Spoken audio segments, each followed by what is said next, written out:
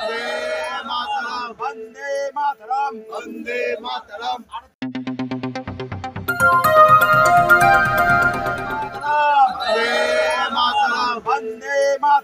वंदे मातरम 78তম স্বাধীনতা দিবস জিন্দাবাদ জিন্দাবাদ নেতাজি সুভাষচন্দ্র বসু জিন্দাবাদ জিন্দাবাদ জিন্দাবাদ वंदे मातरम वंदे मातरम वंदे मातरम वंदे मातरम 78তম স্বাধীনতা দিবস জিন্দাবাদ জিন্দাবাদ জিন্দাবাদ জিন্দাবাদ জিন্দাবাদ 78তম স্বাধীনতা দিবস জিন্দাবাদ জিন্দাবাদ জিন্দাবাদ 78তম স্বাধীনতা দিবস জিন্দাবাদ জিন্দাবাদ জিন্দাবাদ वंदे मातरम वंदे मातरम वंदे मातरम वंदे मातरम 78তম স্বাধীনতা দিবস জিন্দাবাদ জিন্দাবাদ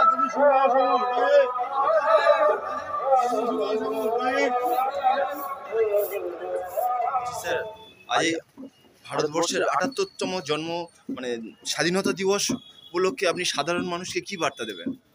দেখুন, ৭৮তম স্বাধীনতা দিবসে সকলকে স্বাধীনতা দিবসের শুভেচ্ছা জানাচ্ছি। সকলে ভালো থাকবেন, সুস্থ থাকবেন। ৭৮ বছর আগে আমাদের দেশ স্বাধীন হয়েছিল। সেই স্বাধীনতা দিবস উপলক্ষে সাধারণ মানুষকে শুধু যেভাবে আগে দেশ স্বাধীন হয়েছিল সে সময় কোনো ধর্ম, বর্ণ, জাত কোনো কিছুই ছিল না, কিন্তু এখন আমরা দেখতে পাচ্ছি এই স্বাধীনতার প্রাক্কালে আমরা আজকে থেকে মানুষকে বার্তা দিতে চাই যে স্বাধীনতা দিবস নেতাজি সুভাষচন্দ্র বসু দেশ স্বাধীন করে দিয়ে চলে গেছিলেন।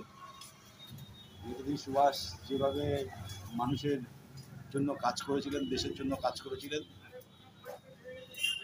আমরাও নেতাজি সুভাষ চন্দ্র বসুর পথকে স্মরণ করে আমরা সাধারণ মানুষকে নিয়ে আমরা সবসময় আমাদের নেত্রী মমতা বন্দ্যোপাধ্যায় এবং আমাদের নেতা অভিষেক বন্দ্যোপাধ্যায় ওনারা আমাদেরকে যেভাবেই নির্দেশ দেবে আমরা সেইভাবেই পালন করার চেষ্টা করব এবং আগামী দিনে এই স্বাধীনতা প্রাক্কালে আমরা শপথ নিচ্ছি, সবাই আমরা আছি এখানে, আমরা শপথ নিচ্ছি যে আমাদের ভারতবর্ষের বুকে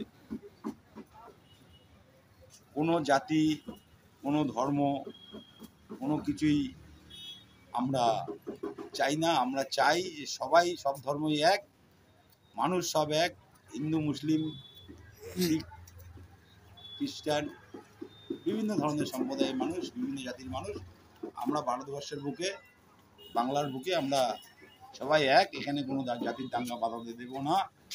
আর যদি কেউ বাঁধাতে আসে আমরা আমাদের মতন করে মুভমেন্ট করব। আচ্ছা, বলছি আজ এই বাংলা, যে বাংলার নেতাজি, বাংলার বাঘা যতীন, বাংলার মাস্টারদা, যারা, যে বাংলার মানুষরা আজ এই ভারতবর্ষকে স্বাধীনতায় জীবন দান করেছে বা নিজেদেরকে উৎসর্গ করে দিয়েছে, সেই বাংলার মানুষ আজকের এই ভারতবর্ষের বুকে অন্য রাজ্যে গিয়ে কাজ করতে গেলে যে যারা বাধাপ্রাপ্ত হয়, যাদেরকে মার খেতে হয়, আপনি এই ব্যাপারে কি বলবেন? দেখুন, বাইরের রাজ্যের লোকেরাও আমাদের রাজ্যে কাজে আসে। তামিলনাড়ু থেকে আসে, মাদ্রাস থেকে আসে, মধ্যপ্রদেশ থেকে আসে, বিহার থেকে আসে, উত্তরপ্রদেশ থেকে আসে, মহারাষ্ট্র থেকে আসে, বিভিন্ন রাজ্যের শ্রমিকরাও এখানে কাজ করে। তারাও কিন্তু বাংলাভাষী নয়। আর আমাদের শ্রমিকরা যে সময় বাইরের রাজ্যে কাজে যায় সে সময় বাংলা কথা বললে তাকে বিভিন্ন ধরনের হ্যাকেল করা হয়। আর বাংলা যারা কথা বলে তাদেরকে বিদেশি বাংলা হয়, কিন্তু এটা তো সংস্কৃতি নয়। বাংলা ভাষা আগেও ছিল, এখনও আছে, আগামী দিনেও থাকবে। আর যারা মনীষীদের নিয়ে বড় বড় কথা বলছেন, আজকে তাদের 34 বছরের আমাদের একটু পাতা উল্টে দেখবেন, তারা আজকে বড় বড় মনীষী, বড় বড় ঠাকুর ভক্ত হয়ে গেছে। কিন্তু আজকে দেখুন কারা ঠাকুর ভক্ত হয়েছে, যারা নিজের বাবা মায়ের সাহায্য করতো না, যারা কোনো পুজো করতো না, নাস্তিক ছিল, সিপিএমের হারমাত, তারা দেখুন আজকে রাস্তাঘাটে বাংলাকে কুলুষিত করার জন্য, তৃণমূল সরকারকে বদনাম করার জন্য, মমতা বন্দ্যোপাধ্যায়কে বদনাম করার জন্য, অভিষেক বন্দ্যোপাধ্যায়কে বদনাম করার জন্য, তৃণমূলকে কালিমালিপ্ত করবে সেটাই চাইছে। কিন্তু তৃণমূলকে কালিমালিপ্ত করা এতটা সহজ নয়। মমতা বন্দ্যোপাধ্যায়, অভিষেক বন্দ্যোপাধ্যায়কে কালিমালিপ্ত করা এতটা সহজ নয়। কেন বাংলার মানুষ মমতা বন্দ্যোপাধ্যায়কে তৃতীয়বার আশীর্বাদ করেছে, 2026-এ চতুর্থবার আশীর্বাদ করে মমতা বন্দ্যোপাধ্যায়কে আবার সরকারের মাসনাতে বসাবে। এটা যদি কেউ ভেবে থাকে যে বাইরের ভাড়া করা নেতারা এসে, পরিযায়ী নেতারা এসে, আমরা যেমন বাইরে গেলে আমরা পরিযায়ী শ্রমিক বলি তো, কিন্তু যারা বাইরে থেকে এখানে আসে ভোট প্রচারে তাদেরকে আমরা পরিযায়ী নেতা বলি।